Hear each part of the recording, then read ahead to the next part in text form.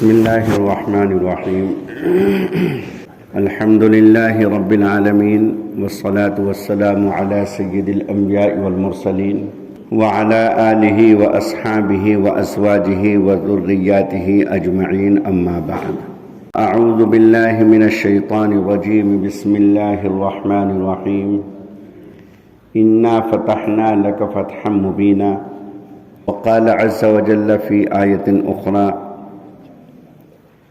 إن الذين يبايعونك إنما يبايعون الله يد الله فوق أيديهم وقال تبارك وتعالى في هذه السورة لقد رضي الله عن المؤمنين إذ يبايعونك تحت الشجرة فعلم ما في قلوبهم فأنزل السكينة عليهم وأثابهم فتحا قريبا صدق الله العلي العظيم. عزیز طلباء، معزز سامعین، حضرات گرامی، رسول کریم صلی اللہ علیہ وسلم کی زندگی کے احوال، ان کی پیدائش اور پیدائش سے پہلے، اور ان کا بچپن اور نبوت کے بعد ہجرت کے واقعات، اور اسی طریقے سے غزوہ بدر، غزوہ احد کا مختصر خاکہ آپ حضرات کے سامنے آ چکا ہے. میرا دل چاہا کہ آج آپ کے سامنے بیعت الرضوان کے بارے میں بتلا دوں. بیعت رضوان کا مطلب یہ ہوتا ہے کہ وہ بیعت کہ جس سے رب خوش ہو گئے، جس سے اللہ تعالیٰ خوش ہو گئے. رضوان کے معنی عربی زبان میں خوشی کے آتے ہیں. لقد رضی اللہ عن المؤمنین اذ یبایعونک تحت الشجرہ، یقیناً اللہ رب العزت راضی ہو گئے اس وقت جس وقت صحابہ کرام اے محمد صلی اللہ علیہ وسلم آپ کے ہاتھ پر بیعت لے رہے ہیں. تحت الشجرہ، درخت کے نیچے، کیکر کا درخت تھا، درخت کے نیچے رسول کریم صلی اللہ علیہ وسلم تشریف فرما تھے، اور اس موقع پر صحابہ کرام نے بیعت لی.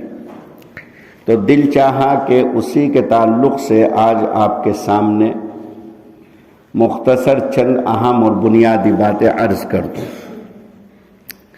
رسول کریم صلی اللہ علیہ وسلم نے سن 6 ہجری میں ارادہ فرمایا اپنے 1400 صحابہ کو لے کر کہ ہم عمرہ کر کے آئیں. یہ واقعہ ہے پہلی ذی قعد کا، یکم ذی قعد سن 8 ہجری. اللہ کے رسول صلی اللہ علیہ وسلم مدینے سے چلے، مقام ذوالحلیفہ پر پہنچے. ذوالحلیفہ یہ میقات ہے اہل مدینہ کے لیے. مدینہ منورہ سے جو لوگ حج یا عمرے کے لیے جاتے ہیں ان کے لیے جو میقات ہے جہاں سے وہ احرام باندھتے ہیں اس کا نام ہے ذوالحلیفہ. ذوالحلیفہ پہ پہنچ کر کے رسول کریم صلی اللہ علیہ وسلم اور دیگر صحابہ کرام نے عمرے کا احرام باندھا. جب یہاں سے اللہ کے رسول صلی اللہ علیہ وسلم روانہ ہوئے تو اللہ کے رسول صلی اللہ علیہ وسلم نے ایک صحابی کو آگے اس مقصد کے لیے روانہ فرمایا کہ جاؤ اور دیکھو کہ مکے والوں کی کیا سرگرمیاں ہیں اور ہمارے بارے میں ان کے کیا نظریات اور کیا خیالات ہیں. ان صحابی نے اطلاع دی کہ یا رسول اللہ، مکے والوں کو آپ کے تشریف لانے کا علم ہو گیا، تو اس وجہ سے انہوں نے آپ کے خلاف جنگ کی تیاریاں شروع کر دی. اللہ کے رسول صلی اللہ علیہ وسلم نے فرمایا کہ ہم لوگوں کو تو جنگ کا ارادہ ہے ہی نہیں، ہم تو صرف بیت اللہ شریف کی زیارت کے لیے اور عمرے کے لیے حاضر ہو رہے ہیں. اور اس کی بھی ایک وجہ تھی کہ رسول کریم صلی اللہ علیہ وسلم نے خواب دیکھا جس کا اللہ نے ذکر فرمایا لقد صدق اللہ رسولہ الرؤیا بالحق لتدخلن المسجد الحرام انشاءاللہ آمنین محلقین رؤوسکم مقصرین لا تخافون. خواب کیا تھا؟ خواب یہ تھا کہ رسول کریم صلی اللہ علیہ وسلم نے دیکھا کہ جیسے میں اور میرے صحابہ مسجد حرام میں داخل ہوئے اور احرام کی حالت میں ہیں، اور اس کے بعد صحابہ کرام نے اور رسول اللہ صلی اللہ علیہ وسلم نے اپنے سر منڈوائے اور بعض نے سر میں قصر کرائے، یعنی کہ بال کم کرائے۔ تو یہ خواب جب صحابہ کرام کے سامنے بیان کیا تو صحابہ کرام کو بڑا اشتیاق ہوا مکہ المکرمہ جانے کا، بیت اللہ کی زیارت کرنے کا، بیت اللہ کا طواف کرنے کا، عمرہ کرنے کا۔ ایک بے تابی اور ایک بے قراری پیدا ہو گئی صحابہ کرام کے اندر یہ خواب سننے کے بعد۔ اس لیے جب اللہ کے رسول صلی اللہ علیہ وسلم نے اس خواب کو بیان کیا اور عمرہ کرنے کی تیاری کا حکم دیا تو صحابہ کرام کی ایک بڑی جماعت تیار ہو گئی، تقریباً 1400 صحابہ کرام تیار ہو گئے۔ اب چونکہ عمرے کا ہی ارادہ تھا، اس لیے جو سامان ہوتا ہے جنگ کا وہ بھی اللہ کے رسول صلی اللہ علیہ وسلم نے ساتھ نہیں لیا، بلکہ قربانی کے جانور ساتھ لے لیے کہ عمرہ کریں گے اور ان جانوروں کو وہاں قربان کریں گے اور وہاں کے مسکینوں کو کھلا دیں گے۔ یہ اللہ کے رسول صلی اللہ علیہ وسلم کا منشا تھا، قربانی کے جانور ساتھ لیے، اور بس ساتھ لیا تو صرف وہ ہتھیار کہ جو عام طریقے سے صحابہ کرام اپنے ساتھ رکھتے تھے، تلواریں، وہ بھی نیام میں۔ لیکن مکے والوں نے پوری تیاری کی رسول کریم صلی اللہ علیہ وسلم کے ساتھ جنگ کرنے کی۔ اللہ کے رسول صلی اللہ علیہ وسلم نے جب یہ خبر سنی تو دوسری خبر ان کو یہ معلوم ہوئی کہ خالد ابن ولید جو ابھی تک مسلمان نہیں ہوئے تھے، وہ 200 آدمیوں کا ایک مقدمۃ الجیش اس کو کہتے ہیں کہ لشکر کا ایک حصہ لے کر کے اور رسول اللہ صلی اللہ علیہ وسلم اور ان کے صحابہ کرام کو روکنے کے ارادے سے نکل چکے ہیں۔ تو اللہ کے رسول صلی اللہ علیہ وسلم نے یہ سوچ کر کہ ہم احرام کی حالت میں ہیں، عمرے کا ہمارا ارادہ ہے، قربانی کے جانور ہمارے ساتھ ہیں، تو ہمارا ان سے کوئی ٹکراؤ نہ ہو، راستہ بدل دیا۔ جو عام راستہ تھا مکہ المکرمہ جانے کا، اس راستے کو چھوڑ کر کے، چونکہ پتہ تھا کہ خالد بن ولید اسی راستے سے آ رہے ہیں، تو دوسرے راستے سے اللہ کے رسول صلی اللہ علیہ وسلم چل دیے۔ اور ایک جگہ ہے جس کا نام ہے حدیبیہ۔ حدیبیہ کا اکثر حصہ حرم کے اندر ہے اور کچھ حصہ حرم سے باہر ہے۔ جو حدود حرم ہے تو حدود حرم تقریباً مکہ المکرمہ سے 9 یا 11 کلومیٹر دور ہے، تو کچھ حصہ حدود حرم میں ہے، کچھ حصہ باہر ہے۔ زیادہ حصہ حدود حرم کے اندر ہے، کچھ حصہ باہر ہے۔ اس کا جو نیا نام ہے، میں آپ کو اس لیے بتا رہا ہوں کہ اگر اللہ تعالیٰ آپ کو توفیق دے حاضری کی مکہ المکرمہ میں، تو جب آپ جدہ سے جائیں گے حرم شریف کے لیے، مکہ المکرمہ کے لیے، تو آپ کے بائیں جانب ایک شہر، ایک بستی نظر آئے گی جس کا نام ہے شمیسی۔ شمیسی، تو شمیسی آپ کو بائیں جانب روڈ سے اس طرف آپ کو وہ بستی نظر آئے گی۔ وہ وہی جگہ ہے جہاں حدیبیہ، پرانا نام حدیبیہ، نیا نام شمیسی۔ وہاں اللہ کے رسول صلی اللہ علیہ وسلم نے پڑاؤ ڈالا اور اپنے ایک صحابی حضرت خراش ابن امیہ الخزاعی رضی اللہ تعالیٰ عنہ کو مکہ المکرمہ قریش کے پاس بھیجا، اہل مکہ کے پاس، کہ جاؤ اور ان سے کہو کہ ہمارا مقصد لڑائی کا نہیں ہے، ہم تو صرف عمرہ کرنے کے ارادے سے بیت اللہ کی زیارت کے لیے آ رہے ہیں۔ لیکن ان کو اتنا غصہ آیا حضرت خراش کے اوپر کہ انہوں نے ان کے اونٹ کو ذبح کر دیا اور ان کو بھی گھیر لیا مارنے کے لیے۔ لیکن ان میں سے کچھ سنجیدہ لوگوں نے کہا کہ یہ تو قاصد ہیں، یہ تو سفیر ہیں، یہ تو صرف ایک پیغام لے کر کے آئے ہیں، ان کو مارنا ٹھیک نہیں ہے۔ کسی طریقے سے حضرت خراش رضی اللہ تعالیٰ نے جان بچا کر وہاں سے رسول اللہ صلی اللہ علیہ وسلم کے پاس حدیبیہ پہنچے اور پورا قصہ اور واقعہ بیان کیا۔ تو اللہ کے رسول صلی اللہ علیہ وسلم نے حضرت عمر کو بلایا اور حضرت عمر کو کہا کہ میں تمہیں نمائندہ بنا کر کے بھیجنا چاہتا ہوں، تم جاؤ اور اہل مکہ سے بات کرو اور ان سے کہو کہ ہمارا مقصد صرف عمرہ کرنا ہے، باقی اور کوئی مقصد نہیں، لڑائی ہمارا مقصد نہیں۔ حضرت عمر رضی اللہ تعالیٰ عنہ نے رائے پیش کی، یا رسول اللہ، وہ مکے والے میرے اوپر خار کھائے ہوئے ہیں، مکے والے میرے اوپر خار کھائے ہوئے ہیں۔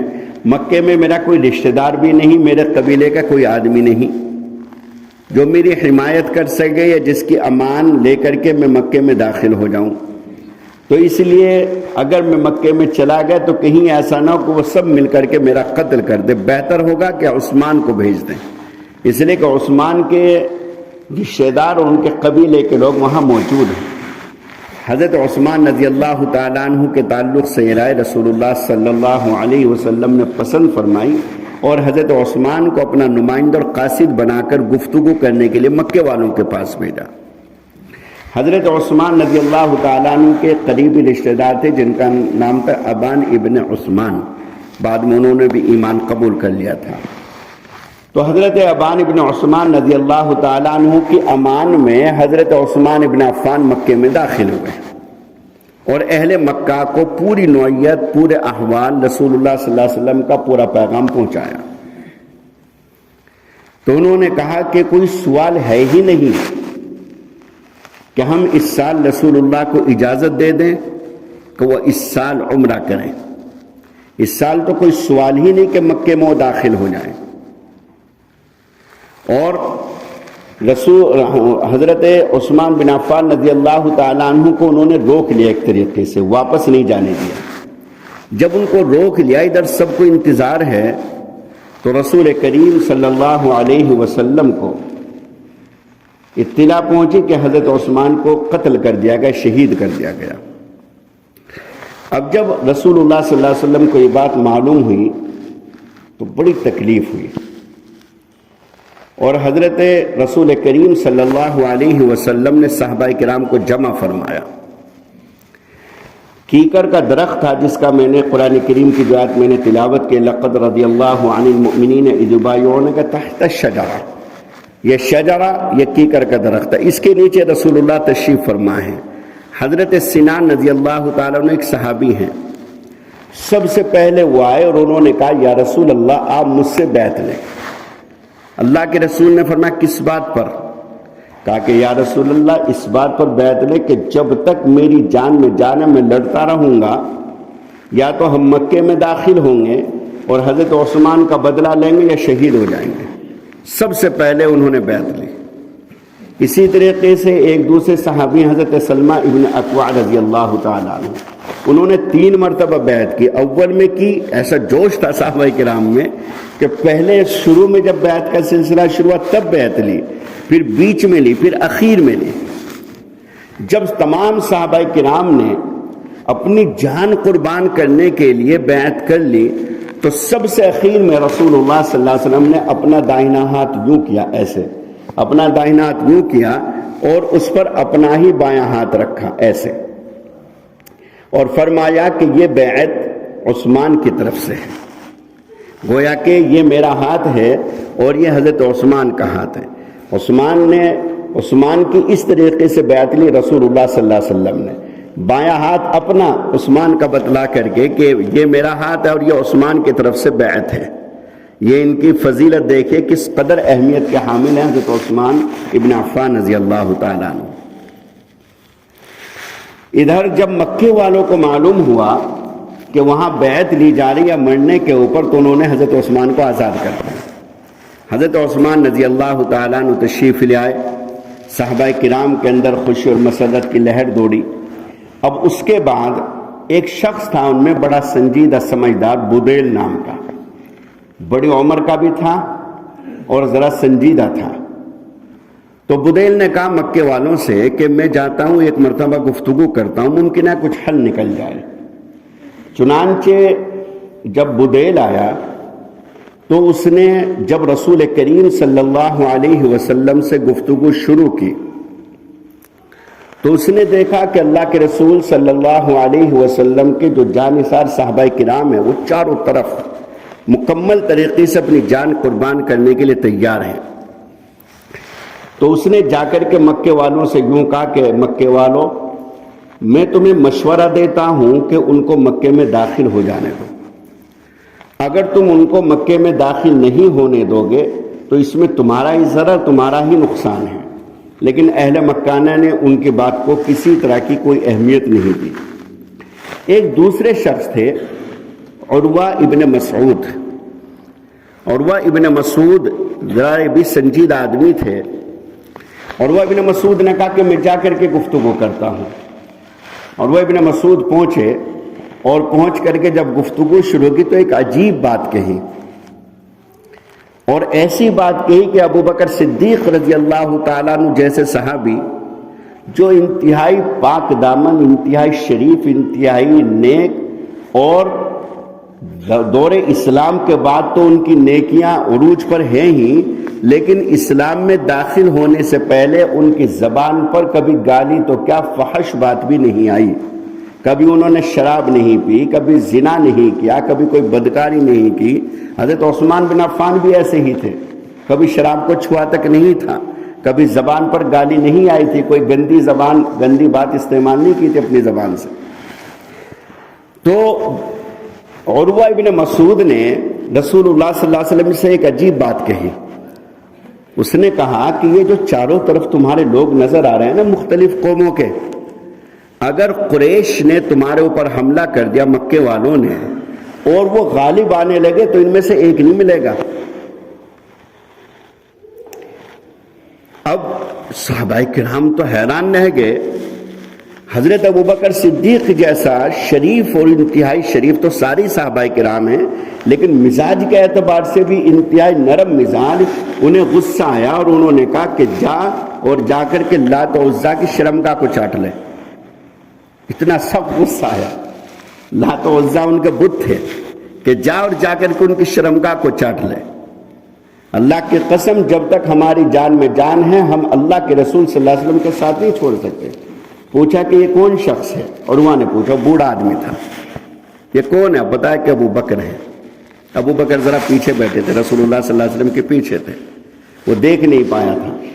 کہنے لگا کہ اگر ابو بکر تمہارا کوئی احسان جو تم نے مجھ پر کیا تھا، حضرت ابو بکر صدیق کے احسانات بہت تھے لوگوں کے اوپر، حضرت عثمان کے بڑے احسانات تھے مکے والوں پر، کہ ابو بکر اگر تمہارا وہ احسان جو تم نے میرے اوپر کیا تھا اگر میں اس کا بدلہ دے چکا ہوتا تو میں تمہاری اس بات کا جواب دیتا، لیکن افسوس کہ میں نے اس احسان کا بدلہ ابھی تک نہیں چکایا۔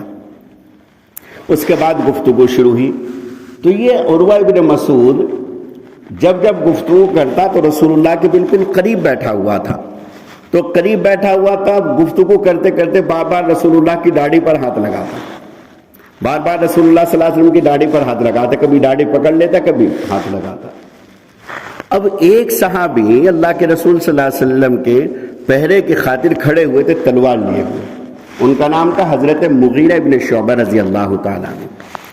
حضرت مغیرہ ابن شعبہ رضی اللہ تعالیٰ عنہ نے کہا کہ اللہ کے دشمن، اپنا ہاتھ رسول اللہ کی داڑھی پر مت پہنچا، اللہ کے رسول صلی اللہ علیہ وسلم نبی ہیں، اور تو کفر کی وجہ سے اس لائق نہیں ہے، تجھے زیب نہیں دیتا کہ تو رسول اللہ کے داڑھی کو ہاتھ لگائے۔ پوچھا کہ یہ کون ہے؟ حالانکہ یہ عروہ ابن مسعود کے سگے بھتیجے تھے، حضرت مغیرہ ابن شعبہ۔ لیکن پیارے بچوں، عزیز معزز سامعین، وہاں معاملہ رشتہ دار، سب سے بڑا رشتہ رسول اللہ کے ساتھ تھا۔ میں نے بتایا تھا کہ عتبہ بن ابی وقاص جس نے پتھر مارا تھا، حضرت سعد بن ابی وقاص رضی اللہ تعالیٰ عنہ کا سگا بھائی تھا۔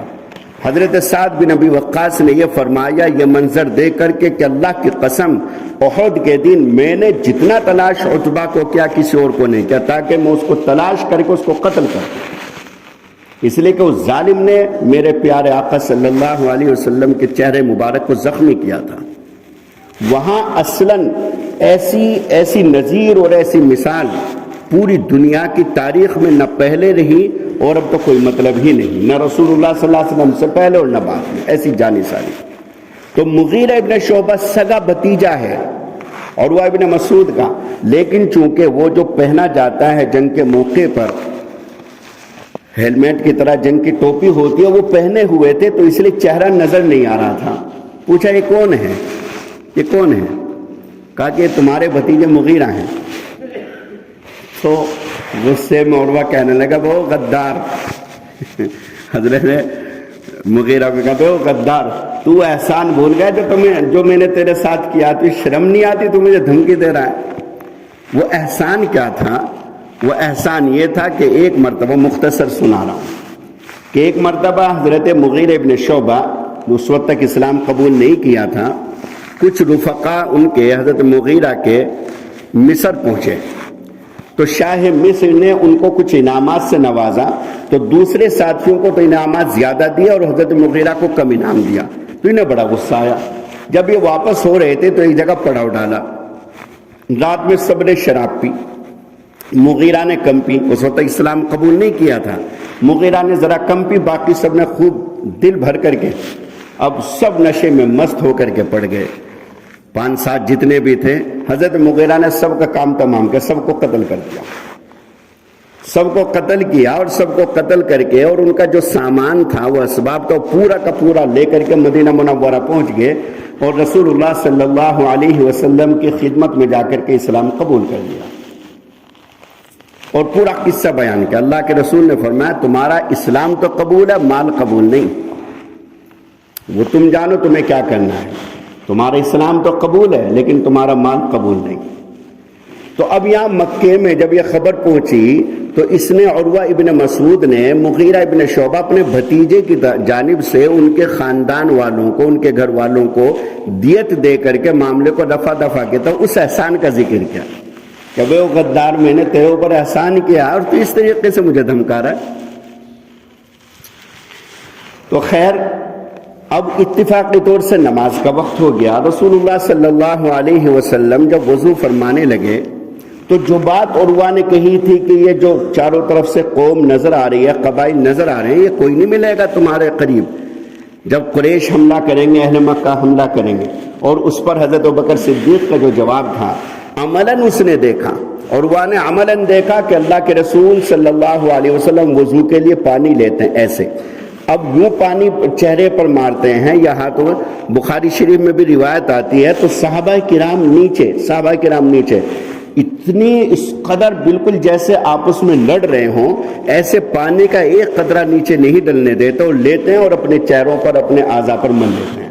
اللہ کے رسول تھوکتے ہیں تو ان کا لعاب ایسے ہاتھوں میں لیتے ہیں چونکہ وہ مشک اور عنبر سے بھی بہتر اور اس کی مہک اس سے بھی زیادہ تھی، تو ایسے ہاتھ میں لیتے ہیں۔ آج بھی مدینہ منورہ میں ایک کنواں ہے جس میں اللہ کے رسول صلی اللہ علیہ وسلم نے اپنا لعاب دہن ڈالا تھا، اور ابھی ناظم صاحب کل آئیں گے تو وہ اس کنویں کا پانی بھی لے کر کے آئیں گے انشاءاللہ۔ وہاں کے ایک شیخ ہیں، شیخ خالد، انہوں نے جہاں مدینہ کا وزٹ کرایا، مدینہ منورہ کی وہ جگہ دکھائے، وہ مقامات دکھائے، تو ان میں سے ایک مقام وہ بھی تھا کہ اللہ کے رسول صلی اللہ علیہ وسلم نے ایک کنویں کے اندر اپنا لعاب ڈالا تھا تو وہ کنویں کا پانی میٹھا ہو گیا تھا، آج تک وہ اس کنویں کا پانی جاری ہے۔ تو ناظم صاحب نے مجھے فون پر بتایا کہ وہاں سے میں نے ایک بڑی بوتل بھری ہے پانی کی، تو انشاءاللہ تمہیں بھی پلوائیں گے، زمزم کے ساتھ ملوا کر کے تمہیں بھی پلوائیں گے انشاءاللہ۔ تو ایسے اللہ کے رسول تھوکتے ہیں تو وہ ایسے لیتے ہیں ہاتھوں پر، لعاب نکالتے ہیں یا اسی طرح سے بلغم نکالتے ہیں، تو صحابہ کرام اسے زمین پر نہیں ڈلنے دیتے، مکمل ایسی جانساری اپنی آنکھوں سے دیکھی۔ اب اس نے جا کر کے جو نقشہ کھینچا مکۃ المکرمہ میں، کہنے لگا کہ اللہ کی قسم میں نے بڑے بڑے بادشاہوں کے دربار میں حاضری دی ہے، میں نے بڑے بڑے بادشاہوں کو دیکھا، لیکن ایسی جانساری اور ایسی عظمت اور عقیدت میں نے نہ روم میں دیکھی نہ ایران فارس میں دیکھی، جیسی جانساری میں نے ان میں دیکھی ہے، اس لیے میرا مشورہ یہ ہے تم میرے اولاد کے درجے میں ہو۔ عروہ نے کہا تم میری اولاد کے درجے میں ہو اور تم میری بات پر یقین اور اعتبار کرتے ہو، لہذا میں تمہیں مشورہ دیتا ہوں کہ تم مان جاؤ اور انہیں مکے میں داخل ہو جانے دو۔ مکے والوں نے ان کی بات بھی نہیں مانی۔ اس کے بعد ایک شخص آیا مکرز، جو بدماش قسم کا تھا، اللہ کے رسول نے فرمایا برا آدمی ہے، وہ واپس ہو گیا۔ یہ مختصر میں سنا رہا ہوں۔ اس کے بعد آئے حضرت سہل ابن عمر، بعد میں ایمان قبول کر لیا تھا حضرت سہل ابن عمر رضی اللہ، ابو جندل رضی اللہ تعالیٰ عنہ کے والد۔ اب جب دیکھا کہ وہ آ رہے ہیں تو اللہ کے رسول صلی اللہ علیہ وسلم نے، ان کا نام چونکہ سہل تھا اور اللہ کے رسول صلی اللہ علیہ وسلم نام کے ذریعے ہی نیک فال نکال لیا کرتے تھے، فرمائے کہ سہل تمہارے پاس آ رہے ہیں، امید یہ ہے کہ تمہارا معاملہ آسان ہو جائے گا، اللہ تعالیٰ تمہارے معاملے کو آسان فرما دے گا۔ امید یہ ہے کہ اللہ تعالیٰ تمہارے معاملے کو آسان فرما دیں گے۔ چنانچہ حضرت سہل آئے، گفتگو شروع ہوئی۔ گفتگو تو بڑی تفصیل کے ساتھ ہے، مختصر میں آپ سے عرض کر رہا ہوں۔ جب گفتگو شروع ہوئی اور صلح ہونے لگی، مصالحات ہونے لگی، تو مصالحات میں جو شرطیں تھیں وہ ساری کی ساری ایسے تھی کہ بظاہر کفار کا غلبہ اور مسلمانوں کا مغلوب ہونا محسوس ہو رہا تھا۔ سب سے پہلے تو اسی بات پر اختلاف ہوا کہ رسول اللہ صلی اللہ علیہ وسلم نے یوں لکھوایا، ھذا ما قاض علیہ محمد رسول اللہ، یہ فیصلہ نامہ ہے کہ جس کے اوپر اللہ کے رسول محمد صلی اللہ علیہ وسلم نے فیصلہ کیا ہے۔ سہل کہنے لگے اگر ہم آپ کو نبی مانتے تو یہ جھگڑا ہی کس بات کا تھا، پھر تو ہم آپ کو اجازت دیتے مکے میں داخل ہونے کی، ہم آپ کو نبی تسلیم نہیں کرتے، لہذا آپ یہاں لکھے محمد بن عبداللہ، محمد رسول اللہ نہیں، محمد بن عبداللہ لکھیے۔ اب لکھنے والے کون؟ حضرت علی۔ حضرت علی سے رسول اللہ صلی اللہ علیہ وسلم نے فرمایا کہ علی ایسا کرو کہ رسول اللہ مٹا دو، محمد بن عبداللہ لکھو۔ یعنی یا رسول اللہ میں نہیں مٹاؤں گا، میں نہیں مٹاؤں گا۔ اللہ کے رسول فرما رہے ہیں حضرت علی سے، دیکھو عظمت کس اعلیٰ درجے کی تھی کہ میں اپنے قلم سے لفظ رسول اللہ، اللہ کا رسول، میں کیسے مٹا سکتا ہوں؟ میں نہیں مٹاؤں، کوئی بھی صحابی تیار نہیں مٹانے کے لیے۔ اللہ کے رسول نے فرمایا اچھا یہ بتاؤ کہاں لکھا ہوا ہے، کہاں لکھا ہوا ہے؟ حضرت علی نے بتا دیا یا رسول اللہ یہ ہے۔ اللہ کے رسول صلی اللہ علیہ وسلم نے اپنے ہی قلم سے مٹا کر کے بن عبداللہ لکھ دیا۔ اس کے بعد جب مصالحہ شروع ہوئی، معاہدہ نامہ لکھا جانے لگا، اس میں ایک کڑی شرط تو یہ تھی کہ اگر کوئی مکے سے مسلمان ہو کر کے مدینہ چلا جائے گا تو مدینے والوں کے لیے لازم ہے، ضروری ہے کہ اس کو واپس کریں، اور اگر کوئی مدینے سے مکۃ المکرمہ آ جائے گا تو پھر مکے والے اس کو واپس نہیں کریں گے۔ اب اس طرح کی شرطیں جب لگنے لگی تو صحابہ کرام بڑے افسردہ اور رنجیدہ، یہ کیسی شرطیں ہیں؟ اور حضرت عمر رضی اللہ تعالیٰ عنہ نے تو باقاعدہ رسول اللہ صلی اللہ علیہ وسلم سے مباحثہ کیا، یا رسول اللہ کیا آپ حق پر نہیں؟ کیا قرآن حق نہیں؟ کیا ہمارا دین حق نہیں؟ اللہ کے رسول نے فرمایا ہاں ہم بھی حق پر ہیں، ہمارا دین بھی حق ہے، قرآن بھی حق ہے، ساری چیزیں حق ہیں۔ پھر یہ مصالحت ان شرائط کے ساتھ کیوں ہو رہی ہے؟ ہم دب کر کے کیوں شرطیں مصالحت کر رہے ہیں؟ حضرت ابوبکر صدیق رضی اللہ تعالیٰ عنہ وہ خاموش بیٹھے ہوئے ہیں، لیکن حضرت عمر رضی اللہ تعالیٰ عنہ کی گفتگو ہو رہی ہے۔ اللہ کے رسول صلی اللہ علیہ وسلم نے فرمایا کہ عمر اسی کے اندر فتح مبین ہے۔ صحابہ کرام کی سمجھ میں بات نہیں ہے جس کو اللہ کے رسول صلی اللہ علیہ وسلم فرما رہے تھے۔ حضرت عمر رضی اللہ تعالیٰ عنہ فرماتے ہیں کہ اس بحث کی وجہ سے مجھے اس قدر شرمندگی ہوتی تھی کہ اس کے بعد میں نے بہت نمازیں پڑھی، بہت روزے رکھے تاکہ اس کی مکافات ہو جائے۔ اس قدر مجھے ایسا، میں نے کس طریقے سے رسول اللہ سے گفتگو کی، حالانکہ وہ جوش ایمانی میں تھی، وہ سب رسول اللہ کی محبت میں تھی۔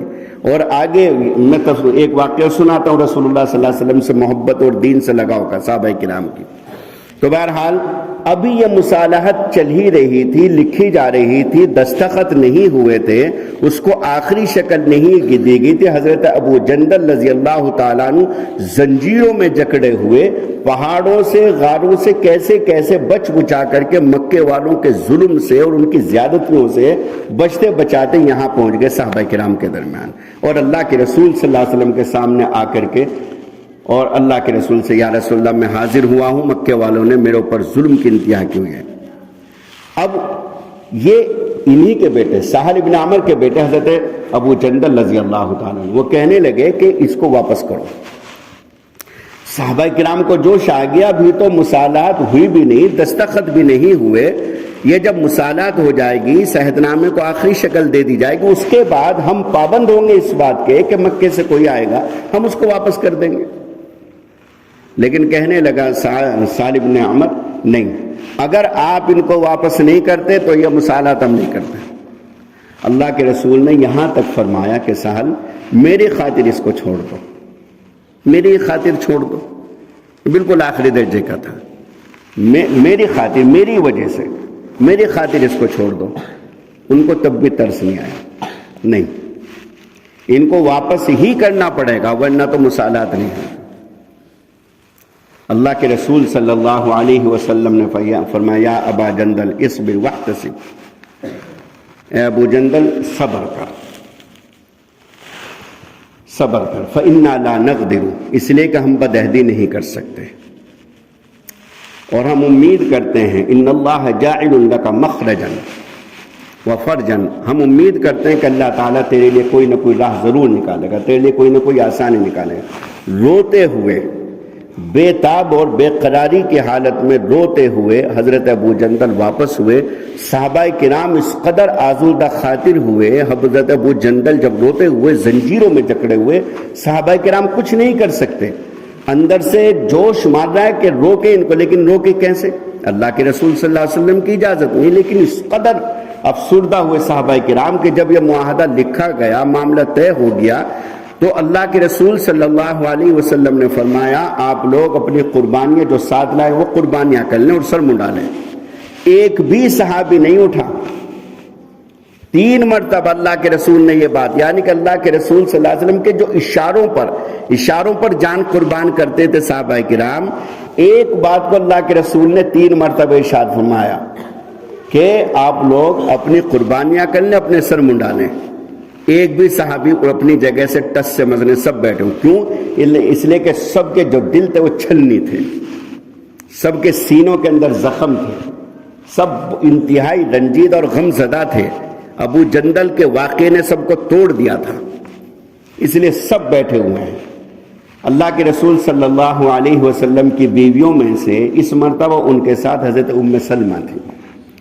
حضرت ام سلمہ کے پاس خیمے میں تشریف لائے اور یہ واقعہ بتایا کہ میں نے اپنے صحابہ کو اس طریقے سے کہا، لیکن کوئی تیار ہی نہیں، سب بیٹھے ہوئے۔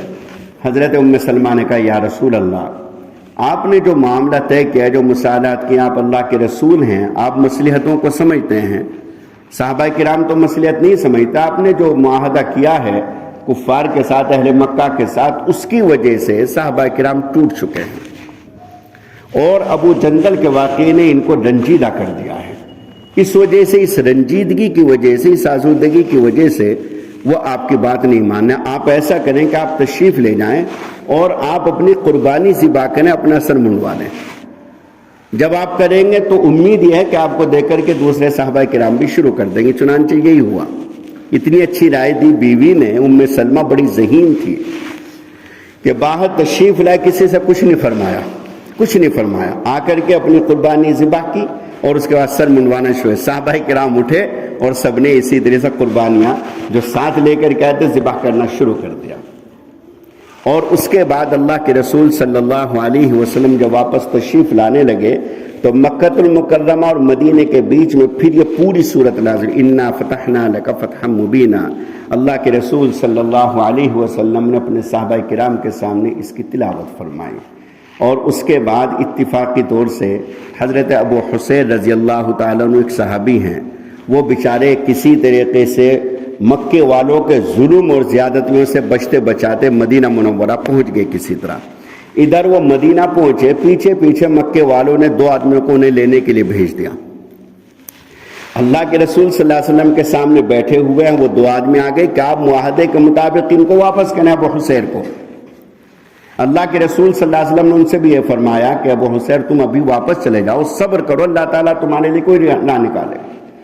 یا رسول اللہ، میں کفر کی دنیا سے آپ کی خدمت میں حاضر ہوں، کیا مجھے کفار کی طرف واپس لوٹا رہے ہیں؟ اللہ کے رسول صلی اللہ علیہ وسلم نے فرمایا ہم بدعہدی نہیں کر سکتے، ہمارا معاہدہ ہے ان سے، اور اللہ سے امید ہے کہ جلدی اللہ کو یہ حل نکالیں گے۔ اللہ کے رسول صلی اللہ علیہ وسلم ان کا یہ حکم سن کر کے ابو حسین رنجیدہ اور غم کے ساتھ اور روتے ہوئے چل دیے، مقام ذوالحلیفہ پر پہنچے۔ یہ دونوں آدمی توشے کے طور سے کھجور ساتھ لے کر کے آئے تھے، انہوں نے مزے سے بیٹھ کر کے کھجور کھانا شروع کر دی۔ ان کے پاس تلواریں تھیں، حضرت ابو حسین ان میں سے ایک سے کہنے لگے کہ تلوار دیکھو، بڑی شاندار تلوار ہے آپ کی، تو ایسے ہاتھ پھیر کر کے بڑی زبردست تلوار ہے، کہنے لگے یہ صرف دکھانے کے نہیں، کام بھی بہت اچھا کرتی ہے۔ اس آدمی نے فخریہ طور سے کہا اپنی تلوار کے بارے میں کہ کام بھی بہت اچھا کرتے، کہ دیکھو ذرا کیسا اب اس نے دکھا تو ایک مارا زور سے، ختم، ٹھنڈا کر دیا وہیں پہ، اسی کو مارا جس کی تلوار تھی، اب اس کو تو قتل کر دیا، وہ جو دوسرا تھا وہ مدینے کی طرف بھاگا، رسول اللہ صلی اللہ علیہ وسلم کے پاس پہنچا، پیچھے حضرت ابو حسین ننگی تلوار لیے آ رہے ہیں، سامنے وہ شخص ہے، اللہ کے رسول سے آ کر کے پورا قصہ بیان کیا، ابو حسین پیچھے آئے، یا رسول اللہ آپ اپنے عہد کو پورا کر چکے، آپ مجھے واپس کر چکے ان کے ساتھ، اب میں ان کے ساتھ واپس نہیں جاؤں گا۔ اللہ کے رسول نے فرمایا بڑا لڑائی بھڑکانے والا آدمی ہے، اللہ کے رسول نے فرمایا بڑا لڑائی بھڑکانے والا آدمی، کوئی ہے اس کا ساتھی؟ تو وہ سمجھ گیا ابو حسین کہ مجھے رسول اللہ صحابہ کرام کے ذریعے پکڑوائیں گے، تو اس لیے یہاں سے بھاگ گیا۔ مدینے سے ایسے مقام پر پہنچے ساحل سمندر کہ جہاں سے مکے والے آتے جاتے تھے، ملک شام جب بھی جاتے تھے اسی راستے سے ان کا آنا جانا تھا۔ حضرت ابو حسین نے کیا کیا کہ وہاں پہنچ کر کے اب ان کے اوپر حملے کرنے شروع کر دیے، مکے کے جو بھی قافلے آتے جاتے تھے ان پر حملہ کرتے تھے اور ان کا سامان لے لیا کرتے تھے۔ اب جب دوسرے وہ صحابہ جو ستائے ہوئے تھے، مکے والوں کے مظلوم تھے، ستم زدہ تھے، وہ سارے کے سارے آہستہ آہستہ وہیں جمع ہونے شروع گئے، حضرت ابو جندل بھی وہیں پہنچ گئے، اور 70 صحابہ کرام جو اس طرح تھے کہ معاہدے کے تحت ان کو مدینہ نہیں جانا ہو سکتا تھا، مدینہ جاتے تو مکہ واپس کرنا پڑتا، تو سارے کے سارے وہاں اچھے خاصے ایک جتھا تیار ہو گیا 70 صحابہ کرام کا، اور ناک میں دم کر دیا مکے والوں کے، مکے کے جو بھی قافلے وہاں سے گزرتے تھے تو وہ ان قافلوں پر حملہ کرتے، ان کا سامان لیتے اور ان کو یا تو مارتے زخمی کرتے۔ اب جب عاجز آگے پریشان آگے مکے والے، تو رسول اللہ کو پیغام بھیجا اللہ کے لیے ان کو بلا لو وہاں سے، ہمیں انہوں نے پریشان کر دیا، اللہ کے لیے ان کو بلا لو، ہم اپنے اس عہد کو واپس لیتے ہیں، یعنی کہ اگر مکے سے کوئی مدینہ جائے گا تو ہم اس کو واپس نہیں بلائیں گے، اللہ کے لیے ان کو بلا لو۔ اللہ کے رسول صلی اللہ علیہ وسلم نے ایک خط تحریر فرمایا ابو حسیر کے نام۔